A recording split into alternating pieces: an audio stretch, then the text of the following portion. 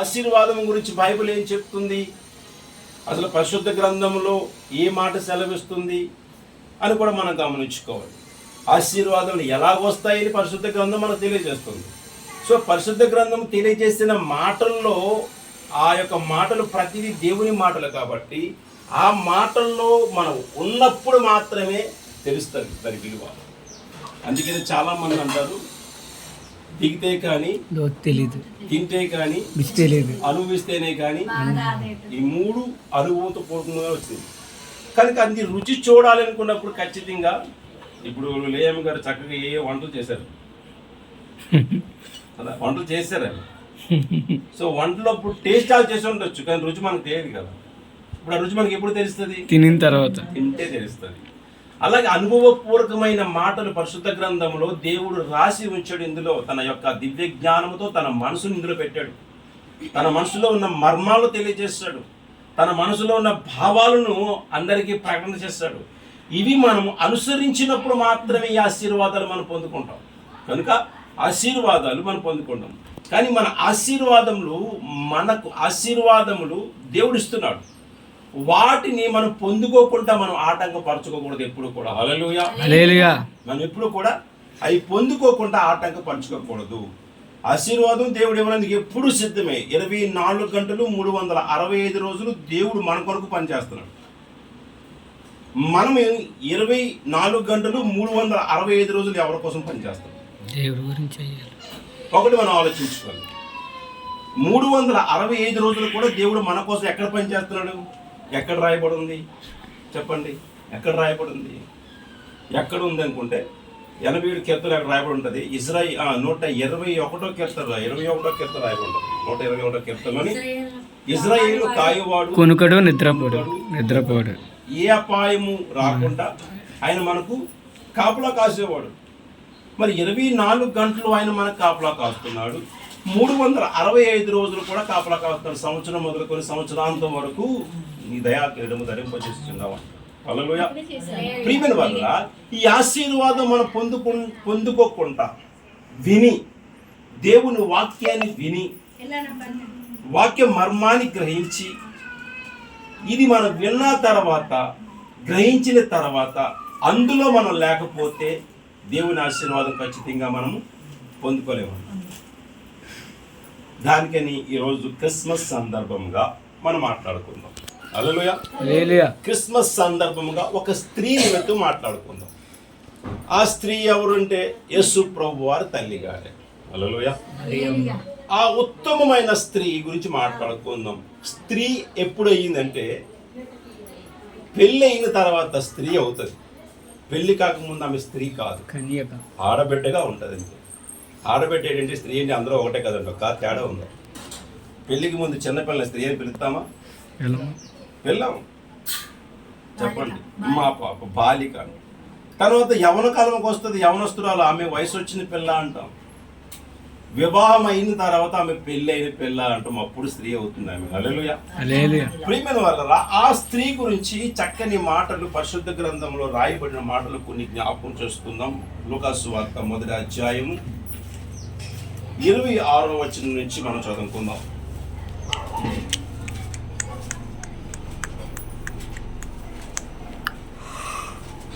లూకాసు సువార్త 1వ అధ్యాయము 26వ వచనం చదువుకుందాం. 6వ నెలలో గబ్రియేలు దేవదూత గలిలయ నజరేతు ఊరిలో దావీదు వంశస్థుడైన యోసేపును ఒక పురుషునికి ప్రదానము చేయబడిన కన్యక యొద్దకు దేవుని చేత పంపబడెను. దావీదుపురములో ఉన్న యోసేపు భార్య అని రాయబడింది. ఆమె కన్య మరియా. ఆమె దగ్గరకు దేవుడు దేవదూతను పంపించాడు. గబ్రియేలు దేవదూతను పంపించి చదవమిసారి. ఆ దూత లోపలికి వచ్చి ఆమెను చూసి దయాప్రాప్తురాలా, నీకు గుడ్ న్యూస్, శుభమని చెప్పాను. హల్లెలూయా.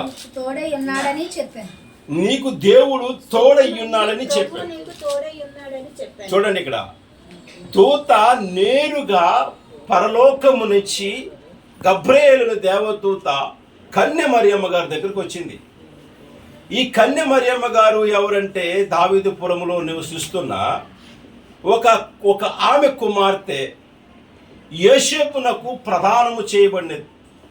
సిద్ధపడిపోయింది, ఆల్రెడీ నిశ్చితార్థం జరిగిపోయింది.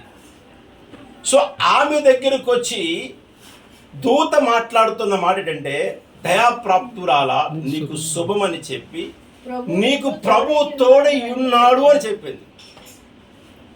ఇక్కడ మనం బాగా అర్థం చేసుకుంటే, ఇప్పుడు ఆ ప్రభు తోడై ఉన్నాడని చెప్పిన తర్వాత కింద మాట చూడదాం, చదువు. ఆ మాట బహుగా తొందరపడి ఈ శుభవచనం అసలు ఏంటి, నాకు గుడ్ న్యూస్ ఏంటి, ఏంటి ఈ యొక్క శుభవార్త ఏంటి? నాకు ఆల్రెడీ నిశ్చితార్థం జరిగిపోయింది, దానికంటే ఆడపిల్లకి మగోడికి కావాల్సిన ఆనందకరమైన విషయం ప్రపంచంలో ఏది ఉండదు. మరి ఈ శుభవచనం ఏంటి అని ఆలోచించుకొనిచుండగా దూత మరియా భయపడకుము, దేవుని వలన నీవు కృప పొందితివి. చాలా మంచి ఆశీర్వాదములు. దూత వచ్చి మాట్లాడుతుంది. మొదటి నీకు దేవుడు తోడై ఉన్నాడు, ఒకటి. రెండోది నీకు శుభము అని చెప్పాడు. మూడోది చదవమ్మ సరే. గర్భము ధరించి కుమారుని కని. ఇక్కడ తిష్టరండి. ముందు దేవుడు తోడై ఉన్నాడు, రెండు నువ్వు దీవించబడుతున్నావు, మూడోది నీవు గర్భము ధరించి కుమారుని కని యేసు అని పేరు పెట్టదు అన్నాడు. భయంకరమైన వార్త ఇది. శుభవార్త, చెడు వార్త, చెప్పండి. శుభవార్త. ఇది ఎవరికి శుభవార్త? మరియమ్మకి చెప్పాడు. ఎవరు? దేవదూత వచ్చి దేవుడు చెప్పమన్నాడుగా మరియమ్మకి చెప్పాడు. ఇది నీకు శుభవార్త అన్నాడు. లోకముల అందరికీ కాదండి. ఇప్పుడు మరియమ్మ అక్కడ ఏంటంటే సిచ్యువేషన్ ఏంటంటే, ఈమె ప్రదానము చేయబడినది. ప్రదానము చేయబడిన స్త్రీ, ఆ స్త్రీ అంతవరకు ఏ పురుషుని ఎరగనిదై ఉంది, ఏ పురుషుని తలెత్తి కూడా చూడనిదై ఉంది. ఆ స్త్రీ హృదయంలో ఒక భయంకరమైన మాట పడిచేసాడు దేవుడు. ఏటి శుభం? ఇప్పుడు నేను పెళ్లి కాకుండా గర్భవతినైతే లోకమంతా నన్ను ఏమంటారు? నిందిస్తారు, అవమానిస్తారు, అసహించుకుంటారు, రాళ్ళతో కొడతారు, అనరాని మాటలు అంటారు అని ఒక బాధ. రెండోది, ఆమె అయ్యో ఇప్పుడు నన్ను చేసుకోవలసిన వాడు, నా మీద ఒక వాళ్ళని గర్భవతినైతే నన్ను చేసుకోవలసిన వాడు ఏమనుకుంటాడు? తప్పు పని చేసింది అమ్మ. నేను ఎంతో ఇష్టపడ్డాను, ప్రేమించాను. ఆ ప్రేమించిన వ్యక్తిని నేను పెళ్లి చేసుకున్నందుకు సిద్ధపడినప్పుడు నాకు తెలియకుండా నాకు పాపము చేసింది అనుకుంటాడు అని భయం ఉంటుంది. మూడోది చూసుకుంటే, తల్లిదండ్రులు ఏమంటారో, లోకం ఏమంటారో అని కృంగిపోయినంత మనసును వేదన పరిచిన మాటలు దేవుడు మాట్లాడుతుంది. శుభమాటది. ఇది శుభమని ఎవరన్నా అంగీకరించగలరా? చెప్పండి. అంగీకరించగలమా? ప్రపంచంలో ఎవరమైనా సరే చెప్పండి. దీన్ని మనం ఒకసారి కోణంలో అర్థం చేసుకుంటే, ఈ లోకంలో చాలా మంది యేసు ప్రభు ఎలాగ పుట్టాడు, ఎవడకు పుట్టాడు, ఏది చేసాడు, అదొక పుట్టకేనన్న మనలో చాలా మంది కనిపిస్తుంటారు. కానీ ఆదిలోని భూలోకమును సృష్టించిన దేవుడు ఆదాముని మట్టితో తయారు చేసి, తన చేతులతో చేసి, తన నాసికారంధ్రంలో వాయువు ఊది, ఆ వాయువు ఊదినోడి ఎముకలోంచి నారిని చేసిన దేవుడు మరియా గర్భము నుంచి బిడ్డలు కనిపించలేడా? సమర్థుడే కదా ఆయన. మరి అటువంటి సమర్థుడు ఎలాగ పుట్టాడు ప్రశ్న ఇవ్వాల్సిన అవసరం లేదు లోకానికి. ఒకవేళ లోకానికి వేసినా లోకానికి సమాధానం చెప్పగలిగినంత ఇందులో వాక్య మర్మములు గూఢార్థములు రాయబడి ఉన్నాయి. ఇవి మనం అర్థం చేసుకోకుండా, వాళ్ళన్న దానికి సమాధానం చెప్పకుండా మనము సతమతం అయిపోయేలాగా మాట్లాడుతూ ఉంటారు పిల్లల. ఆ దేవుడు మరియా దగ్గరకు వచ్చి మాట్లాడినప్పుడు తనలో వేదన ప్రారంభమైంది, బాధ ప్రారంభమైంది. కానీ ఒక్కట మాత్రం సత్యం అంటే, ఈ లోకములో ఉన్న వ్యక్తులు ఎవ్వరూ కూడా మరియాతో మాట్లాడలేదు. ఎవరు మాట్లాడారు? పరలోక సంబంధమైన వాడు మాట్లాడుతున్నాడు. హల్లెలూయా. ఈ లోకంలో ఎవ్వరూ, లోక సంబంధంలో ఉన్నవారు ఎవ్వరూ మాట్లాడలేదు. సో మా అమ్మ ఇప్పుడు ఈరోజు మా అమ్మ మా బాబు అనుకుంటేటి, మా అమ్మ అనుకుంటేటి, మా అమ్మ అందం అనుకుంటే నాకేంటి, నా సొంతం నాది, నా నిర్ణయం నాది, నా ఇష్టాసరి నేను బతికేస్తాను అనుకున్న స్త్రీలు పురుషులు చాలా మంది లోకంలో ఉన్నారు. తల్లిదండ్రులు విడిచిపెట్టి వెళ్ళిపోతూ ఉంటారు. ఈ మధ్యకాల సమయంలో ఒక సహోదరి వీడియో పెట్టింది ఫేస్బుక్లో, అమ్మా నాన్న ఇదిగో మిమ్మల్ని అందరినీ విడిచిపెట్టి నేను వెళ్ళిపోతున్నాను, నాకు నచ్చి నేను ప్రేమించి నేను ఆడుతూనే బ్రతకాలనుకుంటున్నాను, నా గురించి వెతకండి, ట్రై చేయకండి అని చెప్పేసి ఫేస్బుక్లో పెట్టేసింది. అది చాలా వైరల్ అయింది. సింపుల్ అన్నమాట. తనకు నచ్చిన పని చేయనందుకు తన కుటుంబ గౌరవాన్ని, తన కుటుంబ విలువని, స్త్రీకున్న విలువని, పురుషునికున్న విలువని, భర్తకున్న విలువని తీసేసి సంచలనమైన మనసు కలిగి జీవిస్తున్న స్త్రీలు పురుషులు లోకంలో చాలా మంది కనిపిస్తున్నారు. ఆ రోజుల్లో ఈ రోజుల కంటే ఆ రోజుల్లో ఎక్కువ గోసాయి అంటారు, దాన్ని ఏమంటారంట, ఎక్కువ సిద్ధాంతం, ఎక్కువ చేదస్తం. ఈరోజు కల్చర్ మారిపోయింది కాబట్టి, జనరేషన్ మారింది కాబట్టి భేదాలు లేకుండా పోయి ఇంగ్లీష్లో చూడండి ఆ లవర్ను కౌగులించుకొని ముద్దులెట్టుకుంటారు. ఈరోజు క్రైస్తవులు, ఇంతకుముందు క్రైస్తవులు ఈ లోకంలో భారతదేశంలో పుట్టిన వాళ్ళ ప్రతి ఒక్కరు సాంప్రదాయంగా ఇలా తల మీద ముసుకేసుకొని ద్వారమంతా కూర్చొని వచ్చారాయండి మా ఆయన లేరు తర్వాత రండి మాట్లాడుతాం అని ఇలా కొంగుచని మాట్లాడేవాడు. రాను ఇప్పుడు వచ్చిన మొగుడు ఎవరితో సెకండ్ ఇచ్చేస్తున్నారు, రండి బై కూర్చొని భయ అంటున్నారు. ఎక్కడికి వెళ్ళిపోయిందంటే ప్రపంచం. ఆడొక పరాయి పురుషుడు, వాడు ఎవడో తాలూకు మనకు తెలియదు, ఆడికి సెయ్యి ఇచ్చి చేతిలో కల్పించి కూర్చోబెడుతుంటే ఆ శతమతం అయిపోతున్నాను. మనకు సెయ్యి ఇచ్చేసిందంటే భర్తకి ఇచ్చింది నాకు తెలియదు, నాకు ఇచ్చేసింది అనుకోండి ఫీల్ అయిపోతుంది. ఆ రోజుల్లో ఉన్న గోసాయి, ఆ రోజుల్లో ఉన్న పరువు, ఆ రోజుల్లో ఉన్న మర్యాదలు, ఆ రోజుల్లో ఉన్న విలువలు ఈ రోజులు లేవు. అటువంటి భయంకరమైన స్థితిలో మరియాతో దేవుడు మాట్లాడుతున్న మాట, నీకు శుభమట, నువ్వు దయాప్రాప్తురాలవట, నీకు దేవుడు తోడై ఉన్నాడట అనగానే గుండెల్లో ఎంత రాయి పడిపోయింది ఆమెకి.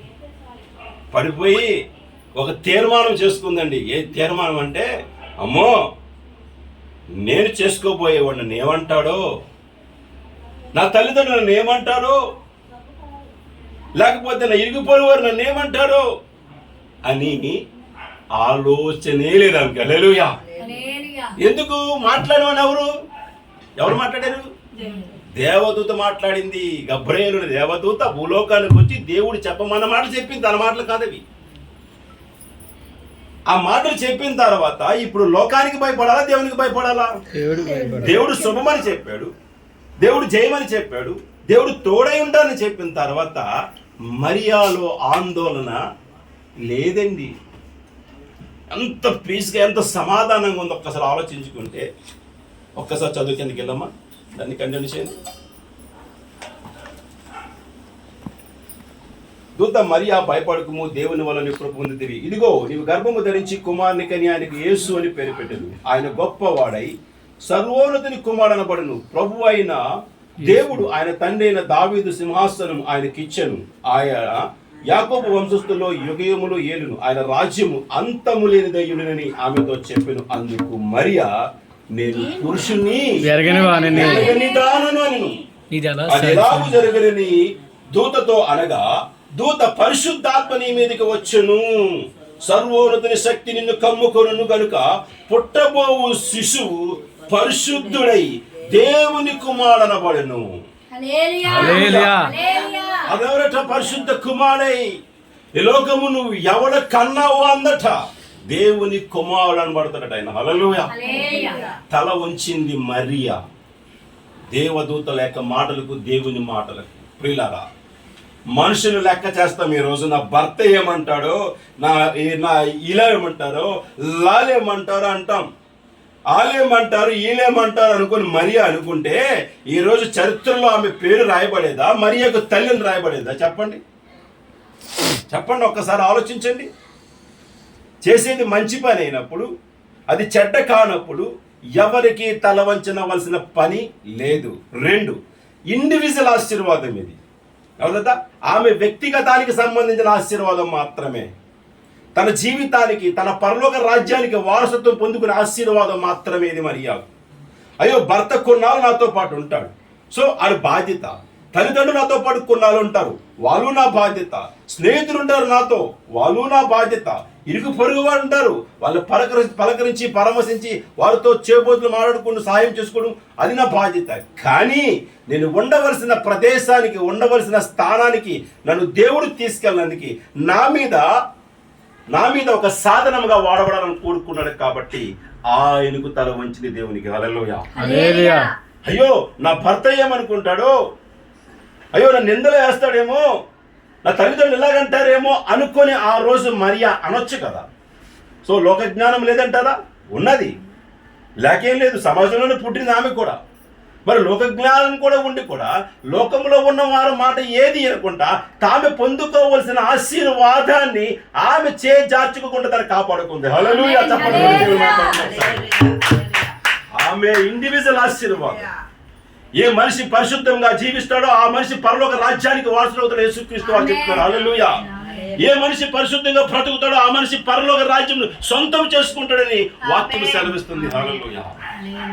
ఇండివిజువల్ గా మాత్రమే పరలోక రాజ్యము, ఇండివిజువల్ మాత్రమే నీకు ఘనత, ఇండివిజువల్ మాత్రమే నీకు స్వతంత్రం. నీకు ఇచ్చిన దేవుడి స్వతంత్రాన్ని కాపాడుకుంటున్నావో, పాడు చేసుకున్నావో, దుర్వినియోగం చేసుకున్నావో, కుటుంబ గౌరవాన్ని తీస్తున్నావో, నీ బిడ్డల గౌరవం తీస్తున్నావో, లేదా నీ గౌరవాన్ని పాడు చేసుకున్నావో అని ఒక్కసారి ఆలోచించుకుంటే ప్రతి ఒక్కరు కూడా ఈ మరియాను చూసి నేర్చుకోవాల్సిన పాఠం ఇది. అయ్యో సర్వోన్నత కుమారుడు దేవుడు నాతో మాట్లాడినప్పుడు నేను తల దేవుడికి వంచాలి తప్ప లోకంలో వారికి కాదు. నాన్నేమనుకున్నా పర్వాలేదు, నా భార్య ఏమనుకున్నా పర్లేదు, నా భార్య ఏమనుకున్నా పర్లేదు, విడిచిపెట్టిపోయిన దేవుని మందిరానికి ఒకరోజు ఏం లేదు. మంచి పని, ఆ మంచి పనికి సహకరించండి, ఆ మంచి పనికి సహాయం చేయండి, ఆ మంచి పనికి తోడుగా ఉండండి, ఆ మంచి పనికి నిలబడండి. ఇదిగో ప్రభువా నీ కోసం మేము నిలబడతామయ్యా, ఆ మరియా నిలబడినట్టు మేము నిలబడతాం, ఆ కుటుంబం అంతా నిలబడతాం అని ఎవరికి వారు మనసులో ఒక నిర్ణయం తీసుకొని స్త్రీలు చేయవలసిన పని చేయండి. ముందుగా హల్లెలూయా. నిలబడిన తర్వాత దేవుడు వదిలేశాడా? వదలలేదు. చెప్పండి, వదిలేశాడా? భర్త నోరు మూయించాడండి. మళ్ళీ దేవత ఎక్కడ పంపించాడు? యేషేపు దగ్గర పంపించాడు. చదవమేసారి అక్కడి నుంచి సర్వోన్నతుని శక్తి నిన్ను కమ్ముకొను కనుక పుట్టబోవు శిశువు పరిశుద్ధుడై దేవుని కుమారుడనబడును. మరియు నీ బంధువురాలు ఎలిజబెత్ కూడా తన వృద్ధాప్యమందు ఒక కుమారుని గర్భము ధరించినది. గొడ్రాలనబడిన ఆమెకు ఇది 6వ మాసము. దేవుడు చెప్పిన ఏ మాట నిరర్ధకము కానేరదని ఆమెతో చెప్పెను. అందుకు మరియా ఇదిగో ప్రభువా, ఇదిగో ప్రభు దాసురాలను నీ మాట చెప్పు నాకు జరుగును కాక. నేను హల్లెలూయా. నువ్వు ఏది చెప్పుతావో అది నా జీవితంలో జరుగును కాక. హల్లెలూయా. ఇది మాట్లాడతారు మీకు తెలుసా? మీకేమన్నాను? ఏమండి ఈరోజు సంఘంలో పరిచర్య చేస్తున్న వారిని కుటుంబాలు మాట్లాడుతున్న మాటలు ఇన్ని ఉన్నాయి, ఇన్ని వింటున్నాను ఈరోజు. నాకు చాలా బాధ అనిపిస్తుంది మాటలు చూస్తే. ఈ మాటల ఎవరు పని చేస్తున్నారు? దేవుని పని. దేవుని పని చేసేవారు ఇలా మాట్లాడతారా? దేవుడి పని అంటున్నామనే ఇదిగో నువ్వు ఏది అంటున్నావు, నేను ఏది మాట్లాడుతున్నావు అది నా జీవితంలో జరుగును కాక. ఏ నష్టం కాదా? నింద కాదా? అవమానం కాదా? లోకమంతా వెలివేసే స్థితి కాదా? ఒక్కరిత అయిపోయింది. లోకమంతా ఏకమైపోయింది. గర్భము ధరించిన తర్వాత తాను ప్రసవించిన సమయంలో కనీసం ఒక్క మనిషి లేని స్థితిలో ఉన్నాడు. అయ్యో ఆ రోజు దేవుని మాట విన్నాను కాబట్టి ఈరోజు నాకు అందరూ దూరం అయిపోయారని బాధపడిందా? అంటుంది నాయనా నీ మాట నా జీవితంలో నెరవేర్చబడాలి. ఇదిగో నేను నిందను భరిస్తాను, అవమానం భరిస్తాను, ఏదైనా శిక్షను భరిస్తాను, కానీ నీ తలంపు నీ చిత్తము నా జీవితంలో నెరవేర్చబడును గాక అంటుంది. ఎంతమంది ఆ తీర్మానంలో మనం బతుకుతున్నాం. సంవత్సరాలు గడిచిపోతున్నాయి. ఈ రోజు ఏమండి మనం వెళ్ళవలసిన స్థానం ఇదా? ఈరోజు చాలా మంది స్నేహితులు ఉంటారు, చాలా మంది అక్క చెల్లెలు ఉంటారు, చాలా మంది భార్య భర్తలు ఉంటారు. ఇద్దరు కలిసి ఏ రోజన్నా కలిసి ఇద్దరు పరలోక రాజ్యం ఒకేసారి వెళ్తారా? వెళ్ళగలరా? కనీసం చెప్పండి. ఎవరి ఆశీర్వాదములు పాడు చేసుకోకూడదు. ఆశీర్వాదానికి వేరొకరికి ఆటంకం కలిగించకూడదు. ఇది దేవుని పని. ఈ లోకంలో దేవుని పని కంటే విలువైనది, శ్రేష్టమైనది ఏదీ లేదండి. దేవుని స్థలము పరిశుద్ధమైనది, దేవుని పని పరిశుద్ధమైనది, దేవుని రాజ్యము పరిశుద్ధమైనది, దేవుని మాట పరిశుద్ధమైనది. మనదన్నీ కూడా అపరిశుద్ధమైనవే. హృదయం మొదలుకొని శరీరంలో ప్రతి ఒక్కటి కూడా అపరిశుద్ధమైనది మనది. 17 ఇర్మియా గ్రంథం 17:9 మాట్లాడుతాడు. నీ హృదయం ఘోరమైనది, అది కఠినమైనది, ఘోరమైన వ్యాధి కలది అంటున్నాడు దేవుడు. హల్లెలూయా. మరియ అంగీకరించింది, ఏకీభవించింది, కమిట్మెంట్ చేసుకుంది, దేవునితో అగ్రిమెంట్ కుదుర్చుకుంది. ప్రభువా నీ చిత్తము నా జీవితంలో నెరవేరును గాక అంటుంది. అగ్రిమెంట్ ఉండాలి మనకి దేవునితో. మనం చేసిన ప్రమాణము, మనం ఇచ్చిన మాట ఎప్పుడు కూడా తప్పిపోకూడదండి. అయ్యో ఇంటికి వెళ్తే నా భర్త ఏమంటాడో, నా తల్లి ఏమంటాడో, నా తండ్రి ఏమంటాడో, నా అన్న ఏమంటాడో, ఇరుగు పొరుగు ఏమంటాడో, నో, నెవర్ ఎనీథింగ్. నా దేవుడు ఉంటే చాలు, లోకంలో వెళ్తే నాకు పని లేదు అన్న తర్వాత గబ్రియేలు అనే దేవదూత దారిలో యోసేపుకి ఎదురే మాట్లాడుతున్నాడు. యోసేపు, ఎవరమ్మా? నేను దేవుడు పంపించబడిన దేవదూతను. ఏంటి చెప్పమ్మా? నీ భార్య గర్భవతి, సర్వోన్నత కుమారుడు నీ భార్య గర్భములోంచి పుట్టబోతున్నాడు. ఈ లోకమంతా ఏమంటారు? మా అమ్మ నన్ను ఏమంటారు? నా స్నేహితులు ఏమంటారు? నా అన్నదమ్ములు ఏమంటారు అని కూడా ఆలోచన. నీ చిత్తం జరిగించు. నువ్వు నాకు నువ్వు ఇచ్చిన భార్య, నువ్వు ఆ భార్య కడుపులో నువ్వే వచ్చి పుడతానంటే నాకు అంతకంటే ఆనందం ఏముందయ్యా. నీ చిత్తము కాని అయ్యా అని యోసేపు దేవదూతతో కమిట్మెంట్ అయ్యాడు. హల్లెలూయా. ఈ రోజు మరియను ఆరాధిస్తున్న వారు ప్రపంచంలో అందరూ కూడా ఎందుకు తెలుసా? ఈ కమిట్మెంట్ గురించే. ఒక స్త్రీ కుటుంబంలో అటువంటి కమిట్మెంట్ దేవుడితో ఉంటే కుటుంబం అంతా ఆమెను ఆరాధిస్తారండి. హల్లెలూయా. దేవుడితో అటువంటి కమిట్మెంట్ కలిగి ఉండాలి మనం. ఆమె భర్త అయిన యోసేపు నీతిమంతుడై ఉండి ఆమెను అవమానపరచనొల్లక రహస్యముగా ఇది విన్న తర్వాత, ఇదిగో నీ కుమార్తె ఎలా చేసింది, ఇటువంటి దాన్ని నాకు ఇచ్చి పెళ్లి చేస్తారా మీరు అని అవమానపరచుకుంటా తన హృదయంలో ఒక తలంపు వచ్చిందట. ఎవ్వరికి చెప్పకుండా వదిలేస్తా, నాకు ఎందుకు లేదు. అతడు ఈ సంగతిని గూర్చి ఆలోచించుకొనుచున్నాడు.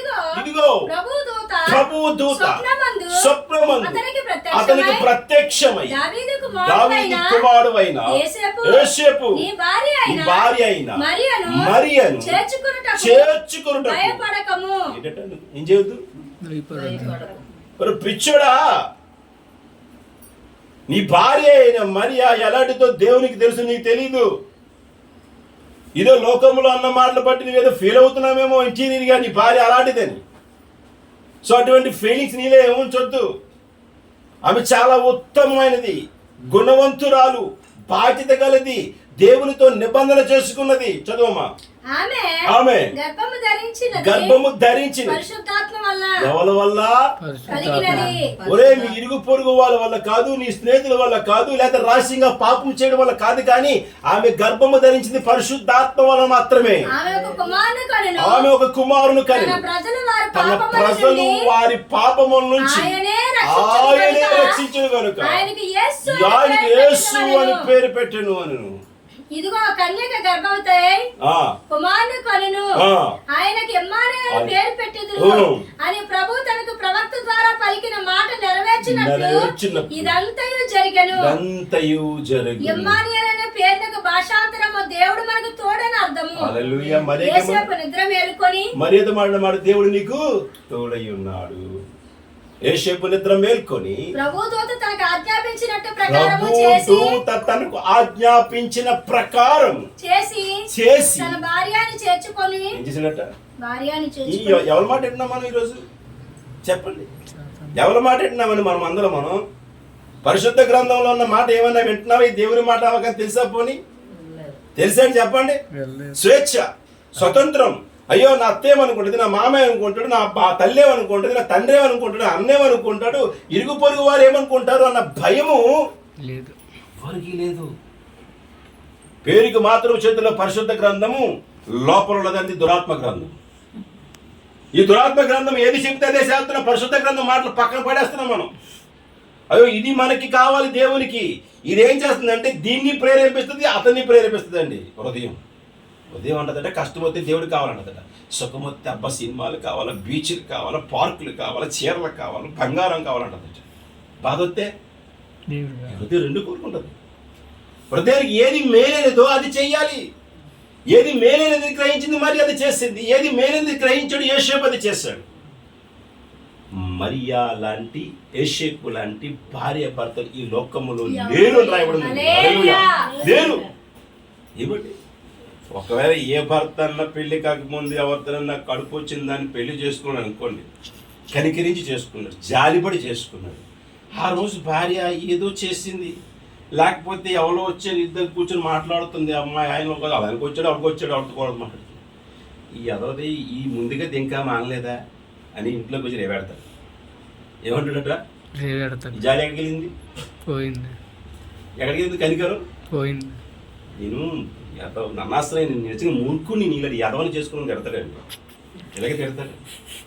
ఏసేపు అలాగే తిట్టాలి కదా. ఏసేపు ఎవరు మాట్లాడినాడు? మరియమ్మ సంగతి విన్న తర్వాత రహస్యంగా నాకు ఎందుకు ఈ పాపం ఎలాగ పోని దాన్ని బతికదే బతికని. ఏమో ఒక పాపం చేసిందేమో ఎవరితోనో, నాన్నే పెళ్లి చేసుకోవడానికి సైడ్ అయిపోతే నాకెందుకు అనుకుంటే దేవత అందరు పిచ్చోడా వేడు మాట్లాడుతున్నావు తెలుసా, నీ హృదయంలో ఆలోచన పక్కన పెట్టి దేవుని ఆలోచన నెరవేర్చదామని చెప్పి అమ్మ అప్పుడు కడుక్కుని హృదయాన్ని కడుక్కొని మరియాని దగ్గర చేర్చుకొని నీవు ఎల్లాదవని లోకములో ఎవరు అన్న అనకపోయినా సర్వోన్నతుడైన దేవుడు అంటున్నాడు అమ్మా. నాకు ఆయన చెప్పాడమ్మా, ఆయన కబురు పంపించాడు, నాకు నా భుజాల మీద కబురు పంపించాడు, వేరే దూతతో పంపించాడమ్మా. ఆయనకి నువ్వు నేను కావాలి. మనిద్దరి వల్ల లోక కళ్యాణం జరుగుతుంది. మనిద్దరి వల్ల లోకంలో ఉన్నవారు ప్రతి పాపమును మోసుకుని పోయేవాడు పుడుతున్నాడు. కనుక ఆయనకి నచ్చుడుగా మనం బ్రతుకుదామమ్మా. లోకమంతా మనం వెలివేసేసిన, మన ఉమ్ము వేసేసిన, మన తిట్టిన, మన అనేకమైన మాటలన్నా ఆయనకి నచ్చుడు మనం బ్రతుకుతామమ్మా. ఆయనే మనకు తోడే ఉంటామన్నాడు. హల్లెలూయా. ఏమండి పూట కూటికి గద్దె లేని మరియమ్మ యేసేపు ఆ దినములో ఏడుస్తూ ఒక పశువుల పాకల పిల్ల కంటే వెండి బంగారం పట్టుకొని వచ్చి ఇక్కడ కానుక పెట్టారు. హల్లెలూయా. చూడండి, ఇప్పుడు ఎందరైతే వెలివేశారు అనుకున్నారో, ఎందరైతే వెలివేసేసారో ఆయన చూడడానికి లోకమంతా అయితే కొన్ని జ్ఞానులు వచ్చారు దగ్గరికి. హల్లెలూయా. అమ్మ ఎంత ఉత్తముడు కన్నావా తల్లి అని. ఇక్కడ మరి కొండ ముందుకు వెళ్తే మరియమ్మ ఫోటో పెట్టారు పెద్ద ఎకరంగా. ఈ డిసెంబర్ 8వ తారీఖు మన పండుగ అయిపోయింది. ఏమ్మా చెప్పండి, ఎంత ఉత్తమమైనది ఆ గుణాలు, ఆ లక్షణాలు. సో పెళ్లి కాకముందు ఉన్న, తర్వాత పెళ్ళైన తర్వాత యేసు పుట్టిన తర్వాత ఆమె మరణించిన విధంగా చూసుకుంటే అటువంటి గుణాలు ఒక స్త్రీలో, ఒక పురుషుల్లో, ఒక భార్యాభర్తలో కనిపిస్తేనే క్రైస్తవుడు చెప్పుకోవాలి సంగతి. హల్లెలూయా. అది క్రైస్తవ్యం అంటే. నిందలు రావు, అవమానాలు రావు, బాధలు రావు, శ్రమలు రావు, ఇబ్బందులు రావు, ఇరుకలు రావు. సోఫా మీద వేసేసుకుని అలా పడుకొని అలా ఇలా తినేసి అమ్మ దీనికి కూడా పైప్ పెట్టేసుకుని బాత్రూంలో కనెక్ట్ చేసుకుంటాను. మన బాత్రూమ్ పైప్ ఎక్కడ ఉంటుంది? అక్కడ వాటర్ పోతే ఎక్కడికి అవుతుంది? ముందు కావాలి. అలాగే ఇట్టేసుకున్నాం, అంత సుఖం కోరుకున్నాం ఈ రోజున మనం. హల్లెలూయా. లేదా అటువంటి మరియా యేసేపు వంటి జీవితం అనుభవాలు మనకు పాఠాలుగా అంగీకరించి అందరూ ఉండాలి ప్రభువా, అందరూ ఉండాలి. ఆ నిందలను భరించాలి, నీకోసం ఆ అవమానాల కోసం భరించాలి, ఆ శ్రమను భరించాలి, అన్నితో పాటు నిన్ను నేను మొయ్యాలి అని కోరుకోవాలట. హల్లెలూయా. మరియా యేసుని ఏం చేసిందట? 9 నెలలు మోసింది గర్భంలో. 9 నెలలు తిడుతున్నవారు భర్త తప్ప ప్రతి ఒక్కరు తిడుతున్నవారేనండి. 9 నెలలు కూడా నిజంగా తల్లిదండ్రులు కూడా అసహించుకుంటారు, అన్నదమ్ములు అసహించుకుంటారు, ఇరుగు పొరుగు వారు అసహించుకుంటారు. మళ్ళీ గర్భం పెడతారు, సూడి తెచ్చి స్వీట్లు పెడతారు. మరి అమ్మకు నీ కొట్టుతారు, బెడ్ బాగా పుడతారు, లడ్డు తింటే లడ్డు కొడుకు పుడతారు అంటారు. పక్కకి వెళ్ళి ఆ ఉపాయం చేసి మళ్ళీ దీన్ని లడ్డులో ఉంటారు. లడ్డూలు నీ మిఠాయి వాడు కరువు అయిపోయింది అనరా అమ్మ బాబు. అది ముందు వస్తుంది, తర్వాత వస్తుంది. గొప్ప కోసం పెడతారు. ఏమైనా అమ్మ నా పేరు వచ్చి నేను పెట్టి మరీ పెట్టలేదు అనుకుంటుందేమో అని వాళ్ళ అమ్మాలు ఏమో అంటారు. మనం ఇవ్వకపోతే అనుకుంటారే పెడతాం మనం. ఏమని ఎందుకు పెడతాం మనం? అది మనకి ఇచ్చారు కదా, మన పెళ్లికి వచ్చినప్పుడు 100 రూపాయలు కట్టా తీశారు కదా, ఇవి మనం ఇవ్వకపోతే ఏమనుకుంటారు? బాగోదు. వాళ్ళు 100 రూపాయలు మనం బాగుపడిపోతే 10 కలిపేసేద్దాం. 101, 110, 120 ఇంకా ఉన్నాయి మన సిద్ధాంతాలు. హల్లెలూయా. ఏంటి మన దేవుడికి ఇచ్చేది విలువ?